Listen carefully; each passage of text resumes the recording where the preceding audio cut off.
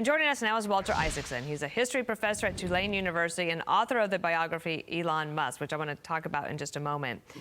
I wondered if there is a moment in history that can help us understand the current time that we're living in, because it does feel like there is tremendous technological change coming, and there's great opportunity and challenges that come with any of these moments. Absolutely. I teach the history of technology at Tulane, and we saw it with the Industrial Revolution. We saw it with the computer and digital revolution beginning in the 1950s and the personal computer in the 70s. I think, you saw Sam Altman talk about what it's going to do for disease. I think we see a life sciences revolution based on CRISPR and the editing of DNA.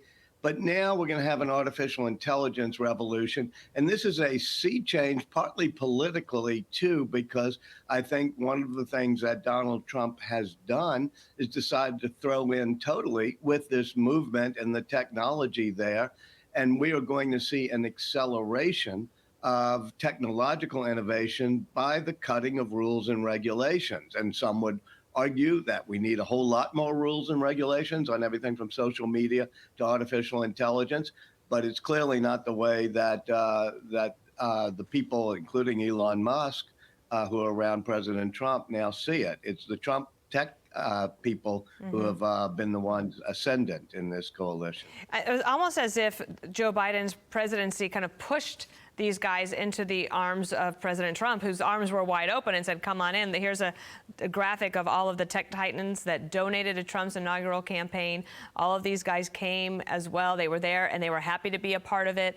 And they seem very energized and excited. That also includes Elon Musk. Here's a headline from the Associated Press. Elon Musk's prominence during inauguration ceremony stamps tech titans' place in Trump's orbit.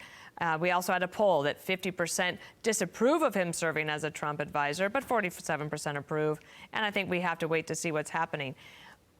Walter, I traveled overseas over the holiday, and on my flight, I just saw within the cab, there were 3 people reading your book about Elon Musk. Wow. This autobiography has been out for a while, but people are taking a continued interest in it. Here's President Trump. I just want to do call for number 5, and then I'm going to give you the rest of the time. This call for number 5 of Donald Trump and what he wants to do on Mars. The United States will once again consider itself a growing nation, one that increases our wealth, expands our territory. We will pursue our manifest destiny into the stars, launching American astronauts to plant the stars and stripes on the planet Mars.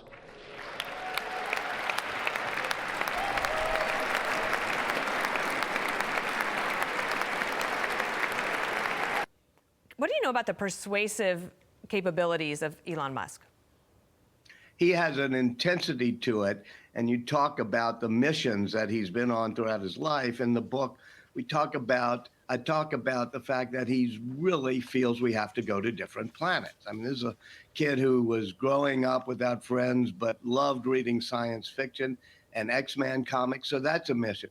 Moving us into the era of electric vehicles, but also into safe artificial intelligence. And so now, as you said, during the inauguration, he and the other tech bros, but him in particular, is sitting there in front of the Commerce Secretary, in front of the cabinet. So I think that he's really, if you want to understand what's going to happen in this administration, you have to look at what Elon Musk has been doing for the past 20 years in driving deregulation and change and challenging rules and regulations through Tesla and SpaceX, and getting satellites into orbit and landing rockets upright. What do you think he would believe is more difficult, landing on Mars or cutting $2 trillion in government spending? I think he would think that George Will had a good column saying, cutting government isn't rocket science. It's harder than that. I think the problem Musk faces is that he pretty much owns SpaceX. If he wants to say, let's get rid of that heat shield around the Raptor engine, and they say, you're nuts, and he does it, and it works, that's fine. It's his company. He can take risks. He's going to meet resistance because he doesn't own the federal government. But I predict, and if you watch his progression through the book, he does not stop. He's intense.